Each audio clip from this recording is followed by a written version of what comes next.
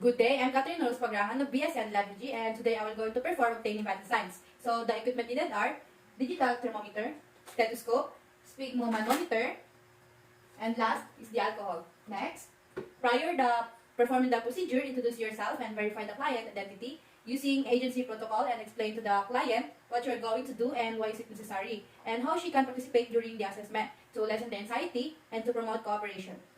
So, hello ma'am, my name is Catherine Rose Pagrangan, your student nurse for today, and I'll be taking your vital signs. May I know your name and date of birth, please?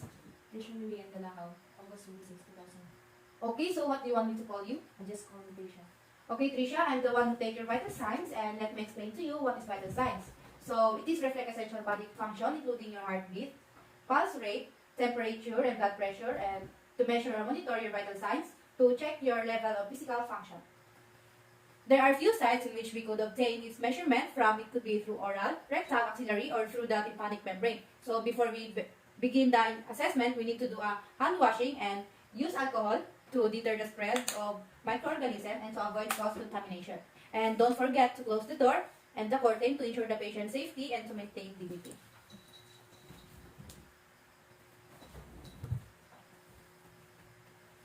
Place the client in appropriate position to promote comfort and facilitate the taking of the vital sign. In assessing for rectal temperature, I need to wear gloves and position the clients in same position for inserting a rectal thermometer, and also for the assessment oral, I have to place it on the posterior sublingual pockets of the patient's mouth. And for now, I'll be assessing the body temperature or the axillary method using this temperature, rather thermometer.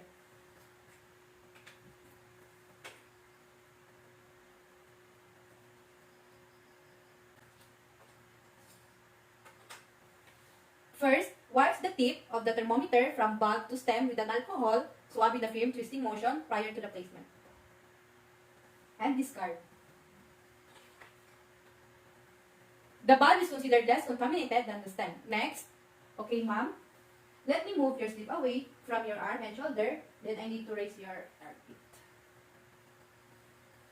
Arm away from the torso and to inspect your axillary area for lesions or perspiration, and then, pat the armpit dry with a tissue paper or ask the client to do it if able. Ma'am, okay lang ba sa'yo na ako lang magpunas or ikaw? Okay. So, moisture can alter or affect axillary temperature.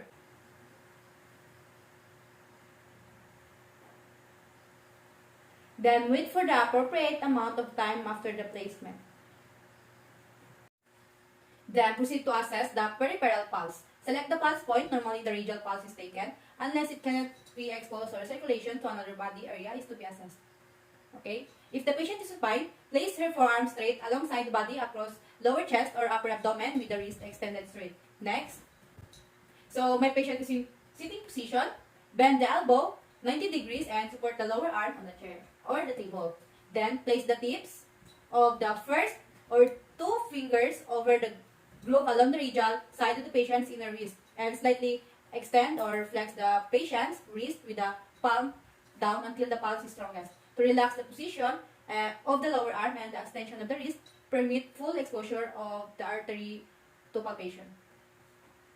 While you're taking the pulse rate, I need to observe a complete respiratory cycle or palpates and count the respiratory rate for 30 seconds and observe the depth and rhythm and character of respiration by watching the movement of the chest. If a patient with diabetic ketoacidosis may exhibit signs of rapid deep breath. Assess the pulse, rhythm, and volume for any signs of the abnormalities.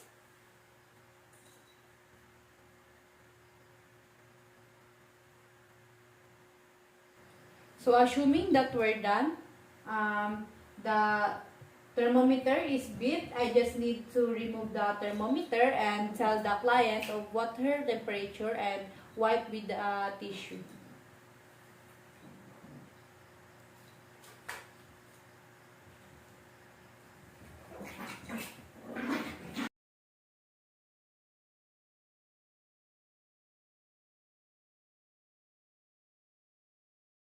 Record the temperature.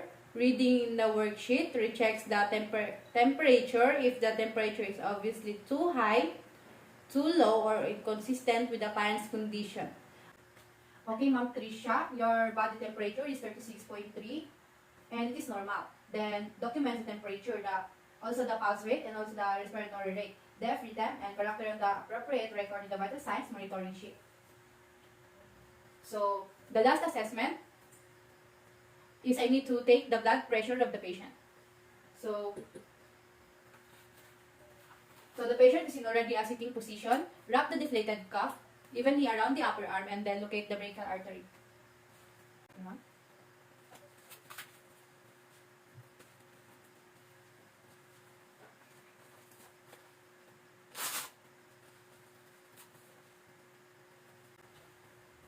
And palpate it using a fingertips.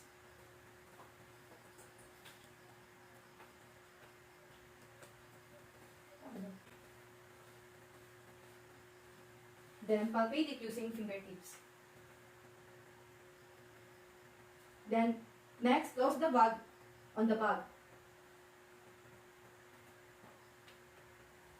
Position the stethoscope appropriately. Place the stet directly on the skin and hold the diaphragm and index finger. Then start for the auscultate the client in the blood pressure. Pump up the cuff until you no longer feel the brachial pulse. Note the pressure on the sphygmomanometer in which pulse is no longer felt. Release the pressure completely in the cuff and wait 1 to 2 minutes before making further.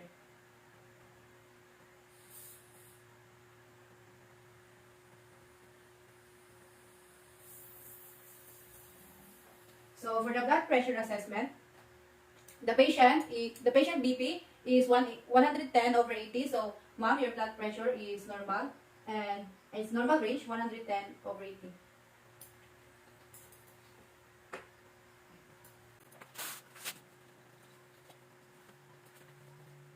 So I need to document and report pertinent assessment data according to the agency policy, because the purpose of this is to promote continuity of care among departments throughout 24 hours. It provides substantiation of quality of care, and audit is a review of record.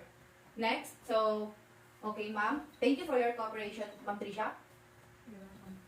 So, and the last, perform hand hygiene and record the data gathered in TPR sheet.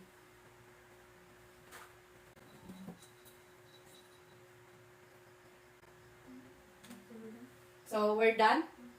So we're done, and that's all for the assessment.